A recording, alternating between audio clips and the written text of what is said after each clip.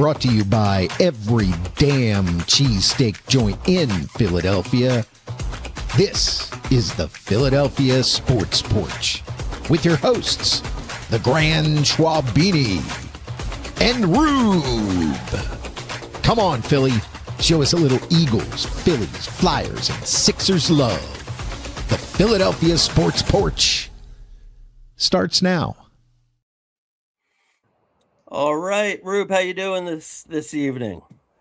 Doing wonderful. It is 87 degrees in beautiful Austin, Texas, where we've resided, but I still remain a Philly fan.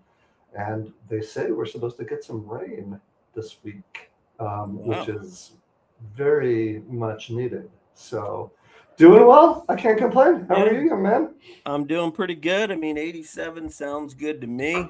That's not what the weather's like here in March. But anyway, if you're joining us, we're glad to have you along for the ride. If you are on X, or if you want to go to X and watch us, you can catch it at Philly Porch. You can catch us on YouTube at Philadelphia Sports Porch. We, of course, drop everything into a podcast later this evening. It'll show up first on Spotify, but you can catch it on iHeartRadio, Apple Podcasts, or anywhere you get your podcasts. We put it all together for you. It's just two guys talking Philly sports. It's kind of a dead period now, but it's going to start to get active as we head to, we got the Flyers trade deadline on Friday. We have got free agency starting next Monday, the legal tampering period, which is just kind of a weird way of saying you can talk to people, but you can't sign them. You mean the NFL? Yeah. So a number of different things to talk about, but one thing I wanted to throw out, if you're listening to Philly Sports Radio today, the big story today was Max Crosby could be available. As always, Howie Roseman, has his hands in it. Whether or not he comes here, who knows? But Rube, did you ever get to hear Max Crosby speak on what it would be like to play in Philadelphia? Yeah, I think he talked while he was here this year, or right before they came this year, that he would enjoy it. Yeah. And he would certainly be a nice welcome addition to put pressure on the quarterback. Yeah. However, I was listening to some little bit of news today down here in Texas, and apparently he is from, they call Dallas the Metroplex, which I think is kind of cool. He's from the Dallas Metroplex, the DFW Metroplex. Mm-hmm. He is working out actually back home in Dallas, and apparently he's working with an edge coach who is connected to the Cowboys. So all that being said, I think a lot of teams are going to be posturing for his services, and the question is does he fit? Where does he fit best? What do you think? Do you think he it would be worth the investment to go sign him with the other guys we need to sign on our defensive line? Well, before I answer that, let's hear some of Max's words. Oh, let's hear it. Really have substance to them and true fan bases and love for their city and the game. And going to Philly, you could feel that energy when you go there. There was people everywhere downtown. We stayed right downtown in the thick of it. You know how Philly is. They're rowdy. They're crazy. They're flipping off the buses. Just giving you the bird. Yeah, they didn't give a damn about anything. And then we pull up. We're driving up to the stadium. And I low-key, I never do this, but I was driving into Philly. And this is the first time I've ever played in Philly. So that's why I took some pictures. But I was driving and there's trees and just all white and just fans everywhere in the tailgate. And you could just see the stadium behind. And I took a couple of dope-ass pictures because it's this is my first time ever playing there. And it just, if you're true, if you love football, that's what you dream of as a kid, playing in Philadelphia in December in a grimy-ass environment. That's exactly what you dream for. So I loved it. There you have it. It sounds like he wants to be here, Rube. Yeah, I mean, listen. So what would it take? He's not a free agent. It would be a trade, right? Yeah, it's a trade. And I think he's got 3 years left on his deal. Maybe at one point in time, maybe after a year, you have to maybe renegotiate with him or something like that. But it's a trade. So we know they want at least 1-1, right? Yeah. So I guess the question is, would you give up a first round pick? I certainly would. I mean, whoever you pick at number 23, look, I mean, you're not just going to hit on a Quinyon Mitchell every year. You have just as much of a chance for it to be a bust. So would I take him? Sure, absolutely. But the question is, how much else would you be willing to part with? I'm certainly for me anyway, I'm not giving them 2 number ones, right? And kind of adding to this, I actually feel a lot more comfortable giving up a 1 if maybe I get a 1 back if I'm trading for, trading AJ Brown out, so then I still have a 1. But, I would do it if it was like a 1 and a 3 or a 1 and a 2 or something like that. I would do it, but I just don't really see it happening. I think he makes around like 35 million a year. They probably could get Jalen Phillips for 27 to 30 million, something like that. So, I think, and of course they don't have to lose picks, right? Right. So I think that's probably the direction it'll go, but it really would be nice to have like a big splash and kind of like get real energized about the defense. Yeah, I agree. But the defense has been good, and Yeah, it's a toughie, right? Because we got a lot of people we got to pay on our defense. The salary cap just went up to what, 300 million or so, and how much are we going to invest in that defense, or we're going to have to invest between DeJean, Quinyon, Jalen Carter, Jordan Davis, so over the next couple of years. Right. So I don't know how we can afford that. I'd almost rather see them get a couple of pieces, not give up the draft picks, and build, and kind of build as we have and draft well. So, but listen, I wouldn't. It would be nice. It would be nice. Yeah, but it seems but like you said, it seems like the first domino that has to fall is AJ's. Something's got to happen with him. Right. I mean, here's the thing with Max Crosby is, in some respects, I get it. Like, look, the Seahawks won without a top edge rusher this year. I mean, they had like 3 guys who had 7 sacks and 1 guy who had like 6 sacks. The Eagles won the exact same way the year before. That's right. You don't have to have a guy who you can bank on, getting double-digit sacks and high double-digit sacks. But at the same time, could it potentially be as much of a game changer as like getting a Saquon Barkley was? Could you see, like, look, this guy's played for the Raiders his entire career. I can't even name you a single defensive coordinator that he's played under. Can you imagine him in a Vic Fangio defense with Jalen Carter and Jordan Davis lining up right next to him? Could this be a sack record, type of season if we got a Max Crosby in here? And could that put you over the edge? I'm going to go I'm going to take the opposite. Yeah. And you kind of just made my argument for me. How many Super Bowls did J.J. Watt have? Did he have? How many did T.J. Watt have? How many did Micah Parsons have? How many did, going down the line. Reggie White has 1. Okay, Reggie White's got 1. Does Strahan have 1 or 2? Maybe. Yeah, Strahan has 2.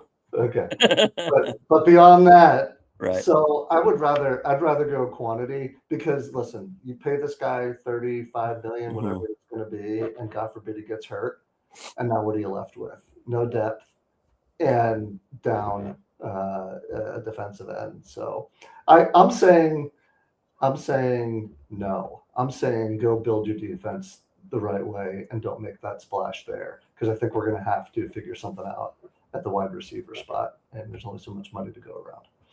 And we got to go get Goddard back. Yeah. Now, interesting that you bring up Goddard. I was reading a story today that the Eagles have a lot of interest in this guy. Do you know who this guy is? Is that Njoku from Cleveland? That is David Njoku. What's he done? What you know? Go ahead. I've always loved his name. And I feel like, look, he's always been a good player on a bad team, right? And apparently he can really block as well. I do believe 1 year he had over 80 catches and like 800 yards. Okay. So imagine him maybe, like let's say we don't have AJ Brown. So now it's Devontae Smith, and maybe then your tight end is your number one receiver. What could he potentially do? I don't look. I want Dallas Goedert back, and I did read today that they're still talking to him, but I have a feeling he's going to make it to free agency. So if somebody pays him a ton of money, and I think somebody will because of all the touchdowns last year, we're probably going to lose Goedert. So we have to replace Goedert with somebody who is better than serviceable, right? And I think he can be that. What's your thoughts on stats here? You're pulling him up? So he's been there. Yeah, I'm looking at him right now. So he's been there 8 years in Cleveland. Mm-hmm. The most yards he ever went for was 882 in 2023. The most touchdowns he ever scored was that same season of 6. Mm-hmm. Let's see, catches, receptions. Most receptions he ever had in a year was that same year, 81. So he had one monster year and a bunch of what I would call average years. Now, listen, who did he have throwing the ball to him all those years? Okay, that's fine. Mm-hmm. Mm-hmm. But we're going to have to do something. And kind of feels like to me, if we don't sign someone in free agency, we're going to go tight end high in the draft.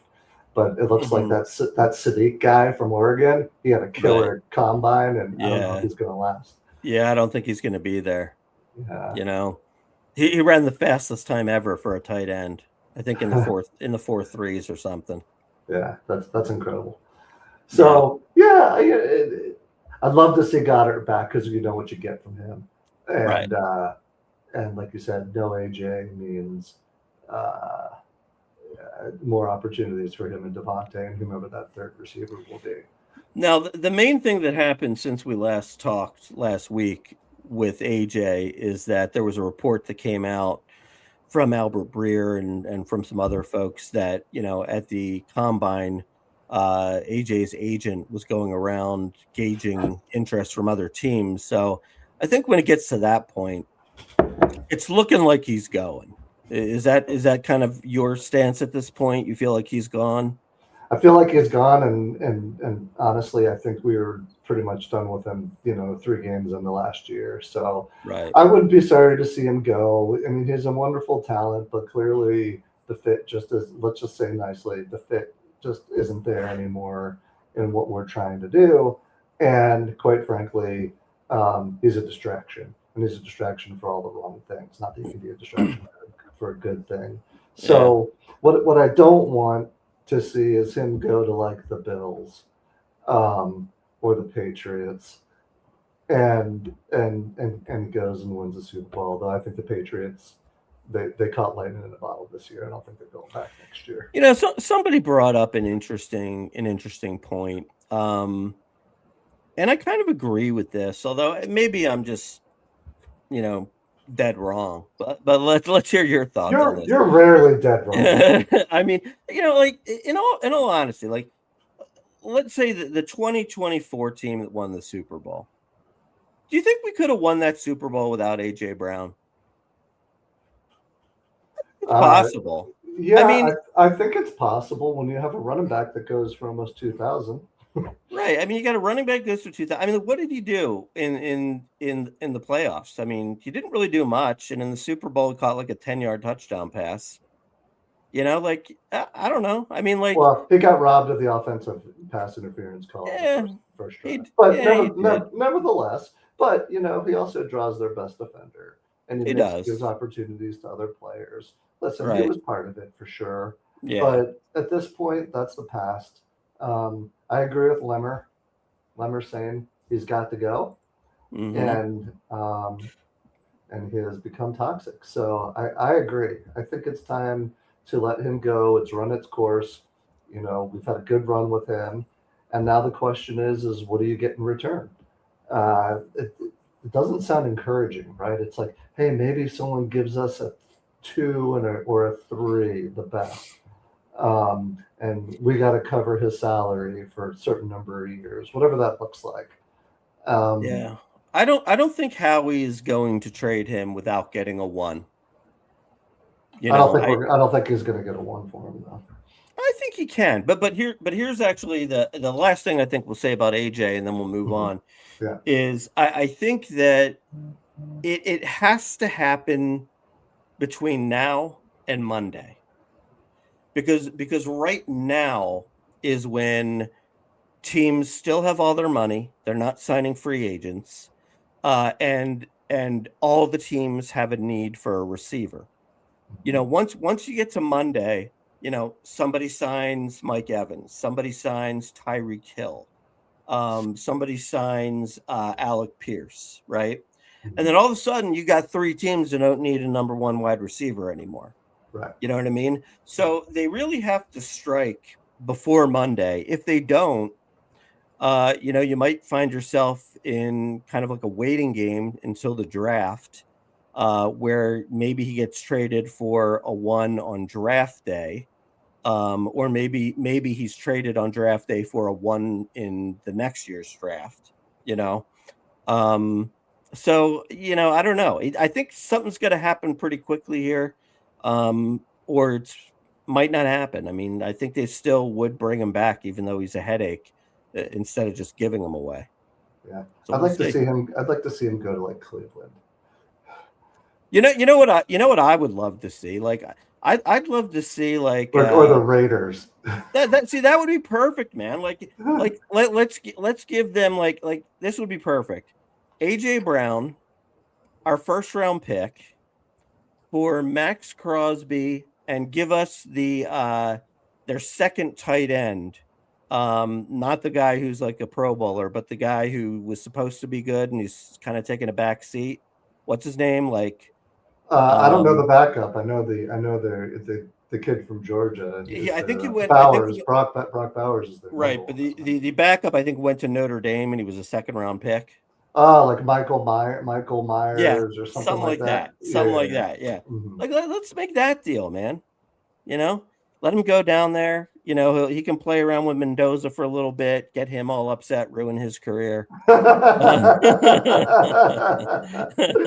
right, let's not waste any more of our breath on AJ Brown. Okay, let's talk a little Phillies here. Now that it's, you know, the guys are playing in the World Baseball Classic. I saw Bryce Harper knocked in a couple runs today, but what I want to talk about is this guy. Let's take a look at Andrew Painter. To the day since his last spring training start, and I think this is one of those more anticipated starts, but also years for a Phillies prospect, and it's great to see. Swing and a miss, he got him. So that was a 90-mile-per-hour slider. That's not bad. Yeah, so you know, Andrew Painter had a good outing. Look, it was 2 innings, retired all 6 batters, had a strikeout. But everybody's saying they feel really good about him. Like his command's there. He's playing confident. I think we're going to get a big year out of Painter. What's your thoughts? I hope so. I mean, listen, I have until we see him on a regular basis, it's impossible to know. Right. You know, I'd love to see him be the fourth or fifth starter, and I'd love to see Wheeler come back and not have to put this guy in a position to be, you know, a 3 or a 4, a 3 right out of the gate. Mm-hmm. But it's probably good. Listen, it's going to be Sanchez, Luzardo, Nola, Painter, and some combination of Taijuan Walker and anybody else. So it would be a great boost to get him back. But listen, man, it's exciting. It's exciting to have a big time supposed future ace coming up to mix in with this veteran group who should be able to mentor him and carry him along. So I'm excited to see it. I'm excited to see Crawford play. And I don't know. spring training. I'm excited for what's coming at us. But God, I hate that all these guys are playing in this World Baseball Classic. First of all, who cares about the World Baseball Classic? Right. Who cares? Second of all, do we need one of these guys like freaking pulling a quad or a hammy, representing the country? Right. So I'd rather. And did you hear Nola is pitching for Italy? Yeah. I know. I saw him on the jersey says it. I think it says Italia on it. Come on. Come on. Right. Man. Yeah. Nobody had any idea he was Italian until it was announced he was playing for the team. So, but I'm excited, man. I think we'll do our Phillies buy or sell here when we get closer to the season. But listen, we've got some new faces. We've got some old blood out of here. And we're the defending NL East champions until someone knocks us off. So let's go, Phils. Yeah, I mean, Justin Crawford continues to hit in the spring. I don't know if you've noticed this, but Bryson Stott is hitting. And I'm not sure if you're aware that he made some adjustments to his swing after the All-Star break, and I think he hit over 300 after the All-Star break last year. And it looks like it's continuing this spring, and he's hit a couple home runs as well. Listen, nothing like a little competition from Aiden Miller and all this coming up to get you moving. So, and Dombrowski, well, whatever you think of him, he tells the truth and you have to respect that as a player. And Bryce Harper may not respect it, but they expect he was a high draft pick with a lot of upside and started off very well. And he needs to get that move. He needs to get that going again. And I heard the same thing. Ever since All-Star break of last year, he's been his old self. So, Rube, is there anything better than watching the greatest shootout performer of all time nail a shootout goal? Did you see that last night? It was beautiful. Both of our goals were beautiful. Yes. I'm going to show you Trevor Zegras. He picks up the pace, rips it home. When you saunter in like this, you better score. Zegras has got. That was beautiful. Why doesn't everyone do that? I know. I don't think the goaltender even moved. That was just so fast. It was incredible. Yeah. And you saw the Mitchkov. Was it Mitchkov who scored the other one? Yeah. Flyers have won 3 straight, of course. Not out of it yet, not dead yet. One more game to play before the trade deadline on Friday. The big name that everybody is talking about is this guy, Rasmus Ristolainen. I read some reports that he played incredible in the Olympics. Yeah. He played great. Dude, he played great last night. He was moving the puck like freaking Bobby Clark out there last night. Yeah, he's not a bad player. He just has a lot of injury problems. So look, Danny Briere is going to hold firm. You want him, you got to give me a 1. And if that doesn't happen, we'll take his Clay on the ice right now.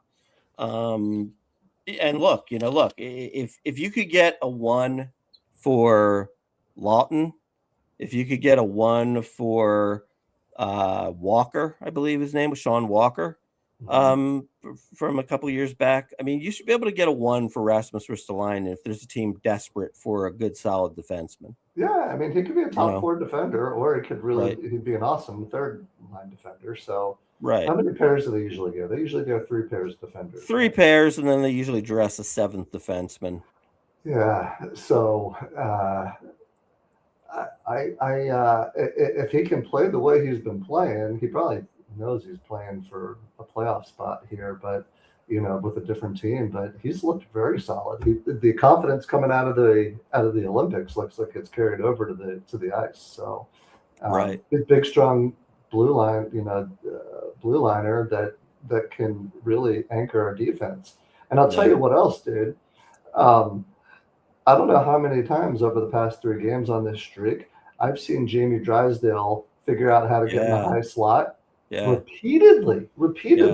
And the one goal was against Boston. Yeah, that was that was a beautiful shot. So if he can continue to get strong and work on his shot, you know, we've got something there now. And they're not going to go win the Stanley Cup this year, but they've given us reason for hope, which at the break we didn't have a lot of. It's amazing how much it can change in a week. Now, do you think that Dan Vladar, like, is an answer in goal? Like, do you think he could be a number one goaltender? Like, he's sort of showing it this year. I guess you got to be more consistent than just, you know, 3/4 of a season here. But what's your thoughts on Vladar? I think we probably so first of all, I think he's been incredible. Right. The goal, I forget what the first goal was last night, but the second goal, no one was stopping. That was just a beautiful saucer pass and a beautiful shot by I forget the guy's name off the top of my head, but he's been solid. Nylander. Yeah, I hate that guy.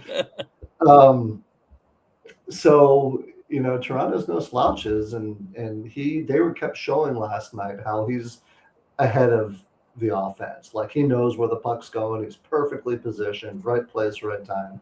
So he's having a good role. But like you said, listen, we were saying the same thing about Urson a year or two ago. True. So, you know, Bernie Pratt, he is not yet.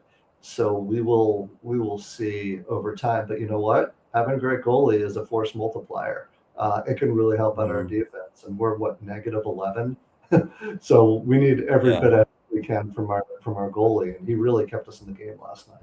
Yeah, I mean, plus when your scoring is so limited, right. you know, you need him. So, yeah, we'll see what happens. I imagine they'll make a deal. I would imagine that they'll get him traded.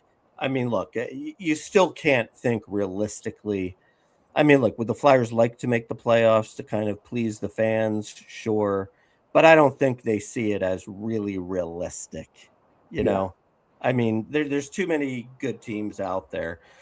And, you know, the scoring system in hockey is ridiculous if you really think about it. Like, I looked the other day, there are only 6 teams out of 32 in the NHL that have losing records. And that's because they don't count overtime losses and shootout losses as losses. You got to split. That's why you got to get like over 100 and something points to get into the playoffs now. Right. It's crazy. You know, it's like you're sitting there and you're like, boy, I don't know if we're a playoff team. Well, we're 27-21. But we have 14 overtime losses. It's amazing. You look at the East. The East, everyone just keeps winning. It's crazy. I haven't looked at what the West looks like, but the East, nobody's losing. I mean, even dare I say those Pittsburgh Penguins are second in the division now? All of a sudden. With no Crosby. Yeah.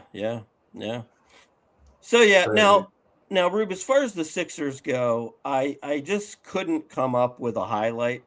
I mean, that Boston game, look, we knew they were going to lose that game because they were playing without Embiid. We know they're going to lose the game tonight to Wemby and the Spurs because they're playing without Embiid. And actually, Oubre is also out tonight. So, it's the thing about basketball, man. It can just be so annoying. It can be so annoying. Like, I saw this thing this guy put out, and it was like the difference between NHL players and NBA players. And they were highlighting Jack Hughes with his mouth had come apart, and then he comes out and he scores the game-winning goal in the Olympics and throws himself onto the glass. And then you've got Anthony Davis goes, ooh, his pinky got hurt and he's out for the year. You know what I mean? It's just like, it's crazy, man. Like these. I mean, I get it. At least this Embiid injury is just like, it's a groin. It's nothing he's had before. They say 3-4 games he's out. Oh, I thought it was an oblique. Oh, you're right. No, you're right. It was an oblique, but yeah. But they say 3-4 games, whatever. But it's just annoying, isn't it? I think here's what I would say. I saw the difference. And gosh, man, I've been saying this for years, and I may save this rant for a little later in the show, if you know what I mean. Mm-hmm. But I saw the difference when they played the Celtics between a team that is well drilled, well coached, and a team that plays one-on-one basketball because there's no Embiid. So essentially, you saw like the Celtics were playing like the Hoosiers. And dude, I didn't know who half of their starting 3/5, 60% of their starting lineup. I didn't know who they were. Like this guy, we made this guy Quetta, whoever the hell he was. Right. That was his best game ever. Looked like freaking Hakeem Olajuwon, dude. It was crazy. I know. Two white guys I had never heard of before. Right. And we're making these guys look like the freaking, the Hickory Hoosiers out there with no-look passes going to the basket. And yet, when I watch the Sixers play ball, it's Maxey or VJ has to go one-on-one. Right. Or you got Grimes shooting, contested threes. So I'm going to digress for a second, but it's we did a buy or sell at the beginning of this month. To be fair, the beginning of the month we said, hey, will the buy or sell the Sixers will be in the top 6 by the end of February. And what do we both? I think we both said we would buy that. Yes, and they are. Despite losing Paul George for 25 games, the Sixers will remain in the top 6 in the East. Well, that tells you how shitty the East is. Right. So we're number I think that's halfway over now too. I think there's only 20 games left, and Paul George has maybe got 10 left, and then he's back for the last 10, something like that. So, yeah. I mean, we'll see. I'm sure we'll get excited for the playoffs, and we might even try to talk ourselves into winning a round. But I think we all know it's nothing good's happening, right? No. All right. Well, that brings us to something a little different this week. We were gonna do it. We were gonna do it last week, but Rube came up with a great question, and the question was, if you could change one thing about Philly sports, what would that one thing be? Now, do you want me to take it first, or do you want to take it first? I'd like for you to take it first. By the way, okay. we should give a shout out to Lenny, one of our new subscribers. Oh, that's awesome! Thanks, Lenny.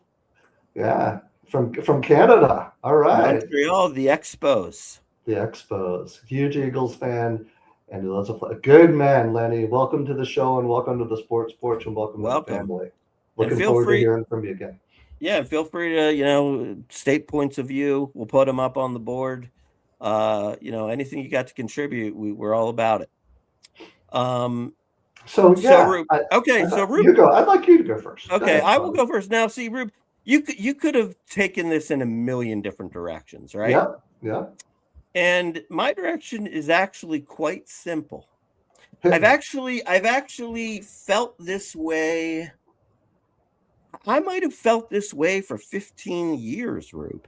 15 years. That's a long time. What I want to do is I want to make Kelly Green the official Philadelphia Eagles uniform full time. I love it. Why Kelly Green? Tell me the why. Is it the nostalgia? Is it the great players that wore it, or you just a fan of the color? I got to be honest, I'm just a fan of the color, man. They look so good when they're in those uniforms. It's a great color scheme. It's different. I don't know. I feel like the midnight green, it's like we've had them for 25 years or something. I think from the moment that Lori bought the team, they've been in that same midnight green. Mm-hmm. And I just feel like it's I don't know. It's not even entirely green. It's sort of greenish. Kind of, I don't know. To me, it's just sort of like a dark, not so exciting color. I just really enjoy the sort of the bright color of the Kelly Green. I think it really just sort of stands out. I've just always loved it. Maybe it does bring me back to the nostalgia of, the Buddy Ryan days. I don't have nostalgia for losing, but you can't argue the success we've had in Midnight Green, though. Right, exactly. But I just love those uniforms. I think they're one of the best in the NFL. always one of the best for the throwbacks. And I just say make it full time, or if not that, let's just do some newish version with Kelly Green. You know what I mean? And let's change the uniforms, for crying out loud. Why has it got to be the same thing year after year after year? I mean, look, you keep the wings because that's our signature, right? You always want to have a helmet with wings, but let's mix it up, man. I get tired of the midnight green. All right.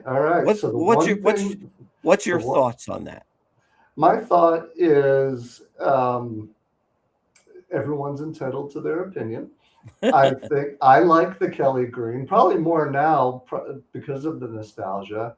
However, being a skosh superstitious, you cannot argue the immense success we've had in the midnight green. It's hanging on my wall right now with Mr. Dawkins' name on it.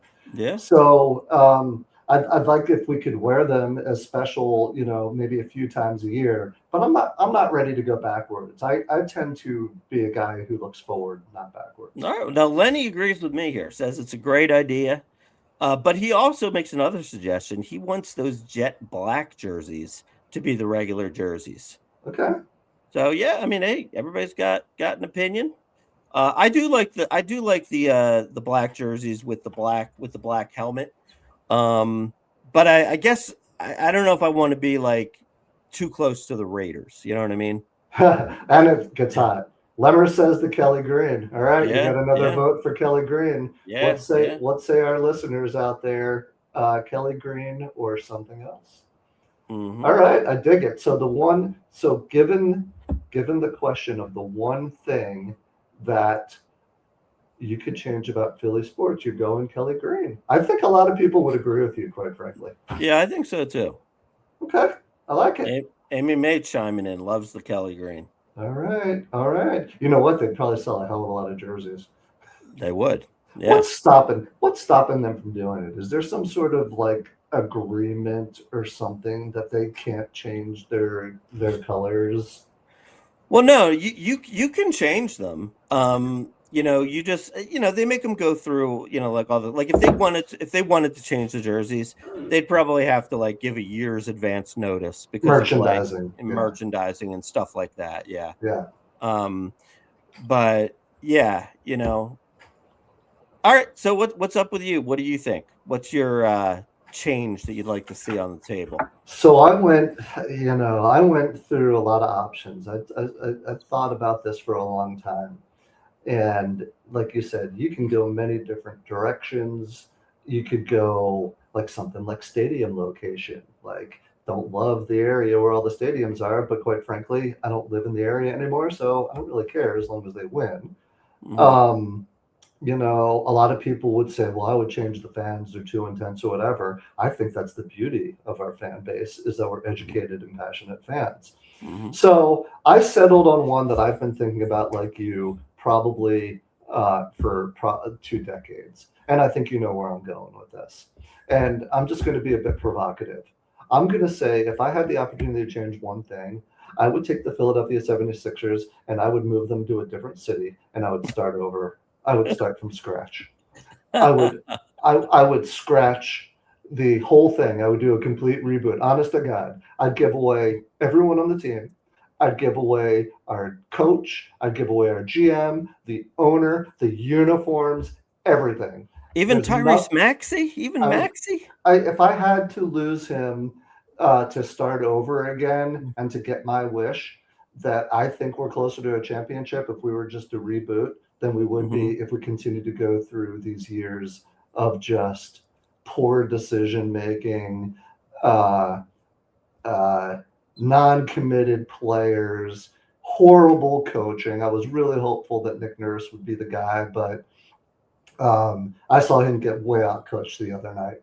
So my one thing, if I had to change it about Philly sports, is I would take the team, I'd move it to Baltimore or Pittsburgh or wherever the hell they want to go, and I would get the next expansion team, and I'd get Pat Croce to come back from wherever he is, and I'd have someone with half a brain in their head leading this team and be out from under all of this Embiid process bullshit that we've been living through for decades. Honestly, when's the last meaningful game the Sixers have played? Maybe the Kawhi double doink or whatever it was.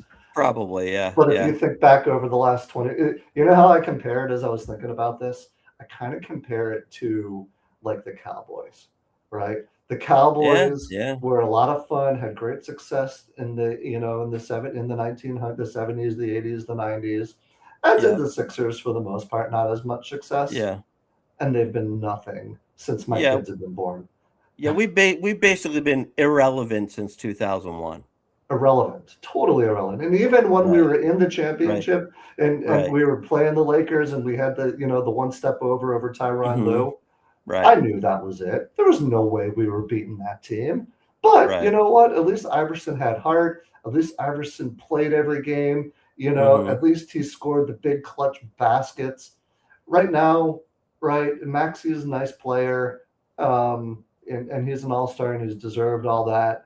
And Edgecombe's nice and up and coming, but there's nothing else on this team, dude. Especially if Embiid's not playing. Embiid still got it, but what the hell are you going to get with him? So, for all of our listeners out there, go ahead. It's an interesting take. It's not bad. I mean, and I think there'd be a lot of people who would agree with you. However, I would just make I would make a tweak to your proposal. You keep the uniforms. I keep the name. I keep the uniforms. You can move somewhere else, like the Cleveland Browns. Moved and became the Ravens, but they got to keep their Cleveland Browns. So I want to keep my Philadelphia 76ers. The red, white, and blue uniforms, the history with Doc and all that kind of stuff. Yeah. And look, if I'm being real honest here, I mean, I'm also hoping. Can we keep Maxey and Edgecombe and get rid of everybody else and start again? I do really like Maxey and Edgecombe. I know, and I do as well. But I kind of think, if you're going to do it, you just do it and you rip the whole Band-Aid off and you just start from scratch. Mm-hmm. God bless Iverson. He really did deserve that ring from Lenny. And, one thing I will tell you, which I think is the biggest shame of all. Now, most people will probably disagree with me because how could you agree with me? Because we're talking about the Sixers 2001 team that lost to Shaq and Kobe in their prime, right? Right. But honest to God, I really believe that the Sixers were going to win the championship that year. And if Theo Ratliff didn't get hurt and Geiger didn't get hurt, I really thought that they could win.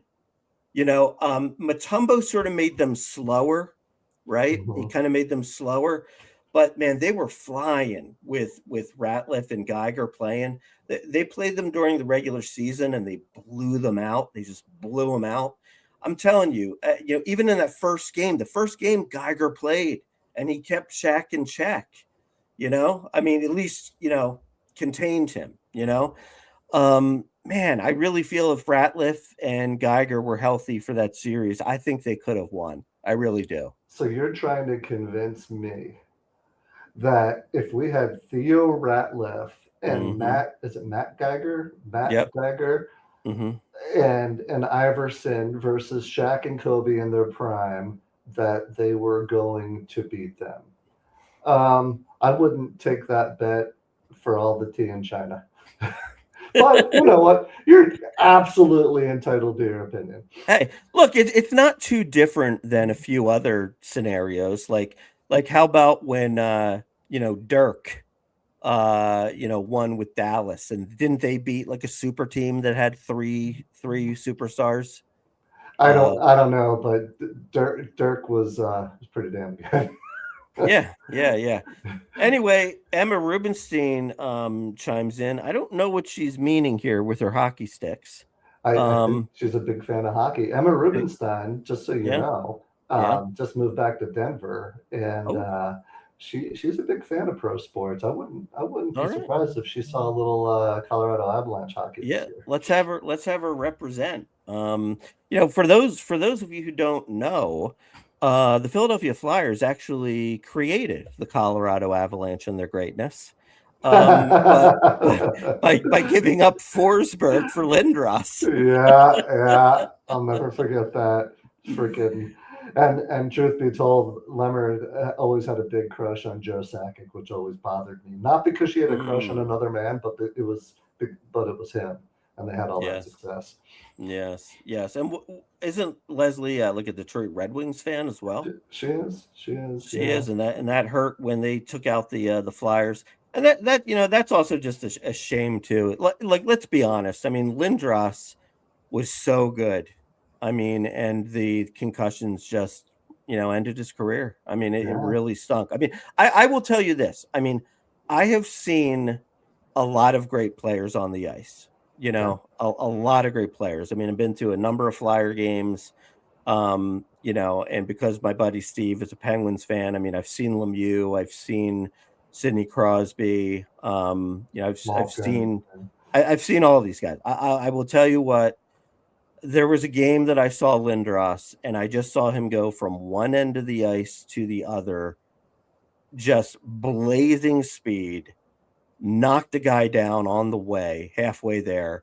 And I was like, I've never seen anybody do that in an NHL game in my life. Yeah. I mean, he really was that good, and it's such a shame that he wasn't able to get a title for us. Well, listen, man, you look at the guys he was surrounded with, right? We talk about guys like Forrester and Connecting, good, decent players, good players, not great players. Dude, you had Leclerc, Gagne, go down the list. Desjardins. Chemo Tiemann, was Tiemann? Chemo Tiemann and yeah. I mean, golly, we were stacked, but we just could never get over the top. No. But who was the goalie back? Who was our goalie back then? I don't even remember. Well, I don't know. Was it Roman Czechmanek? Oh, I don't know, dude. But how about Anthony? How about Ilya Brizgalov? how about Bobrov or whatever the guy is in Florida who's now won 2. Right. Yeah, Bob. Bobrovsky, right? Sergei Bobrovsky. Yeah, the one time we actually did draft the best goaltender in the league, we gave him away after he had one good year. Yeah. And then you saw Stolarz last night. Yeah, how did Stolarz become good? I don't understand that. I mean, it's crazy. Yeah. All right, bro. What are you gonna do? Well, we are now at our last segment here, and since I am the one participating in it, I'm going to have you kick off the segment. Okay. Hey, I got one thing for you too. This is a little bonus. Okay. If you remember back to the beginning of February, we did our buy or sells, and I thought the best buy or sell was about a Drexel Dragon basketball player.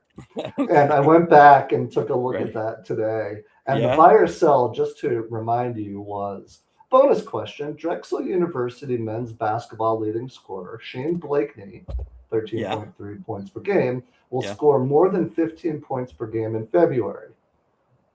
And what was Schwabi sold Rubat? You were right. He has now increased his points per game to 14.5, and a couple of 22-point games, against schools I've never heard of. But the kid's a player, and he almost hit that 15-point per game. I was so close. And for go Dragons! Go Dragons! Listening at home, the Dragons are the Grand Schwabini's alma mater, and I'm sure he follows them closely. Do they have any shot of making the tournament? I don't think so. They're one of those. They have to win their division tournament every year if they want to make it. The Drexel Dragons are 16-14, and they are playing Hofstra in the next game, who's 20-10. So you're right. If they don't win, big game against Hofstra. Is that a big rivalry? No, I'm just saying big game. I mean, with Hofstra, 20-10, we're 16-14. We win against Hofstra. We think we can beat anybody. Well, let me tell you something. That would be with 4 wins in a row for your Drexel Dragons. We might be getting hot at the right time. Hey, it's March, baby. You never know. Anything could happen. But anyway, Yeah. that being said, I will give the Grand Schwabini credit on all buy sells for the month of February. 5 for 5. Yeah, pretty good, huh? Pretty good. Pretty good. We'll have to come up with some new ones for March next week. All right. All right. So it is that time of the show where we, the Grand Schwabini and Rue, but tonight it will just be the Grand Schwabini, I'm afraid to say, will tell you about what he's been watching outside of the sports realm. Obviously, we are sports junkies, and it brings us great joy. But every now and again, you got to turn off the ESPN or the Fox or the whatever the channel of the day is, or Prime. Games are everywhere now. Mhm. And you got to watch a show. And, you do it with your loved ones. Mark does it with Amy, and Rube does it with Lemmer, or we do it with friends. But the bottom line is we want to give back to you guys, our audience, and let you know what we've been watching, whether it's been a movie, a series, a TV show. The only rule is you had to have completed at least one season if you're watching a series. And so Mark is going tonight to tell you about what he's been watching, to maybe give you a little insight the next time you're sitting around on a Friday night or a Saturday looking for something to watch. Schwabi, take it away. All right. So I am into Vikings. Have you ever watched Vikings? I have not. It looks like something I would never watch. Interesting. It's kind of something that I would never watch as well. But I don't know. I'm kind of getting into these more medieval type of shows these days. Okay. Now here's the thing for me. Like I told you the other week. The what's it called? The Game of Thrones. When everything when it deals with dragons and stuff like that, that's like too out there for me. You know what I mean? Like I can't identify with a dragon next to me. But like Vikings is real, now like there's a little bit of mysticism to it. They believe in the gods, the god of Odin and, things of that sort, which isn't, kind of like the norm that we're used to. Little different times. Yeah. Right. But it's, but it's just people, it's just people. Yeah. And so I decided that, I wanted to watch something that I could watch for a long time, because this was going to be a just Mark show. Really? Right? No Yeah, Amy May. No Amy May. This is a no Amy May. This is Amy May wants to curl up with a book in bed. Uh-huh. She wants to, dilly dally on the internet, and I'm, it's 11 o'clock and maybe I don't want to go to bed until midnight, and I'm throwing on a Vikings, right? It's just my show. I like it. Okay. And usually a non-Amy show involves a lot of violence. Hey, by the way, can you answer something for me? Yes. Why do people curl up? When you're reading a book, why do you got to curl up? Why can't you put your feet up and relax? You can. But I mean, I think some people would find curling cozy. Okay. All right. Be that as it may, Vikings, blood and gore, hit me. Right. So I needed something that was going to last a while. So I'll probably watch this for like 3/4 of a year. There's that many of a show I've never heard of. There are. So it's on Netflix. And there's 6 seasons of Vikings.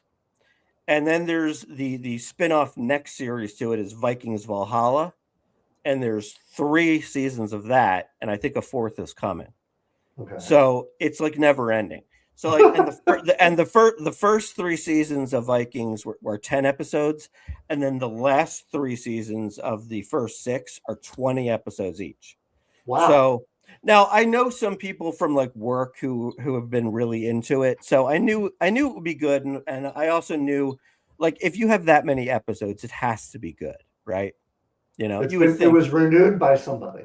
Right. You multiple would think, times. Right. Yeah. So, and look, I actually completely enjoy it, because I'm kind of learning about a world that I knew nothing about, which is the world of the Vikings. They live in Scandinavia, and during their time, it was like, essentially what they did was they would raid towns in England and steal all their treasure. That's how they basically got wealthy and made money. Did they come Right? from the land of the ice and snow with midnight sun and the hot springs blow? You could say that, sure. Okay.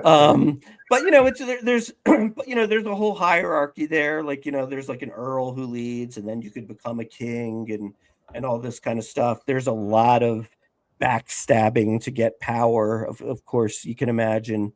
There's a lot of like, is somebody going to sort of switch sides? There's a whole religion kind of aspect to it, because like the Vikings believe in their gods, like Odin and Freya, and then when they go to England, they're they're with all these Christians, and the Christians are kind of like, these people are just like meathead beasts, and they're kind of like, these Christians are, they're snobby and they're, like, so they can't drink with us. Right. So it's pretty cool. I mean, it's, and kind of like the main character is this guy, Ragnar Lothbrok, and he kind of like rises to leadership, and he's sort of like always one step ahead of everybody. He's smarter than everybody. Mm-hmm. And then you've got this Lagertha is kind of like she was the woman that I showed here. She's kind of like the really cool kind of like, at one time she was married to Ragnar, but she left him, and then she became an earl of another Viking tribe. And look, here's the bottom line. Well, usually when I say a story is great, right? Mm-hmm. You got to have that moment, right? You got to have that moment. Now, like in some shows, like a Breaking Bad, like that moment comes at the end of season 1 when he walks into that building and he just like throws the thing down and the place blows up, right? You know what I'm talking about? Yeah. So this one, I had to wait a little bit longer than I wanted to, but I'll tell you what, the season finale of season 3. You have to wait until season 3 for that. There was a lot of good stuff that happened, but that the season 3, that was just kind of the like, oh wow. My God, you're never gonna stop. Like this is Vikings. We go to the end. Yeah. So yeah, I give it a 2 thumbs up. I think it's really good. You kind of have to be into that kind of stuff. But I mean, look, it's not for everybody, but I think it's a good watch. And there you go. All right. Vikings. There you go. Vikings on Netflix. Is it called? What's it called? Is it called Vikings? Yes. It's just called Vikings, and then the spinoff that comes after, it's called Vikings Valhalla. I know the Valhalla is what they refer to as, that's like Viking heaven. Yeah, you hear Valhalla a lot. Well, right. I've learned something over the years through my travels and my job, and I used to have to go to Minnesota a lot because we had an office up there, or a company we bought, and everybody that I met in Minnesota had hands bigger than the next. These guys were truly like Vikings. Like, you shook their hand and you're like, please don't shake my hand ever again because it hurt so much. Right. I think there's something to those big, strong dudes and dudettes apparently that are becoming earls and Vikings. So it's nice that they have their little tradition up there. It's too bad they have a crap football team. By the way, what do you think, Kyler Murray to the Vikings? I don't know where he's going. I'll tell you what, though, Kyler Murray's as interesting a prospect as there is right now. I mean, look, I know that they say he doesn't pay attention to meetings and he's not all bought in and all that stuff. Maybe, but he's also played for the Arizona Cardinals, which have been just dirt crap since he's been there. Look, he's really, really talented. And he's young enough that he could, maybe with the right coaching, like put together a nice 3 to 5 year stretch. I think if he's in the right spot, he might be able to do something over the next couple of years. So I'm interested to see where he lands. I really am. So if given the choice between AR-15 from the Colts and Kyler Murray, and you could have one as your backup on the Eagles, behind, of course, our guy. Who would that be? Well, I mean, I guess I would take Anthony Richardson, but just because there's no thought that he's going to play. It'd be easier on Jalen. Kyler Murray's the better football player for sure. But I don't want to put that kind of pressure on Jalen. Not that he couldn't handle it, but we don't need a quarterback controversy. That's just kind of the way I look at it. Fair enough. All right. Yep. All right. So for those of you who listen, thank you. Follow us on X at Philly Porch. Subscribe on YouTube like Lenny did this evening. Thank you, Lenny. At Philadelphia Sports Porch. We are here every Tuesday night, 7:00 Eastern time. You can catch the podcast on Spotify, iHeartRadio, or Apple Podcasts. That'll drop sometime later this evening. And we just want to say thank you again. And we will be back next Tuesday night. All right. Thank you, All right. And that is it.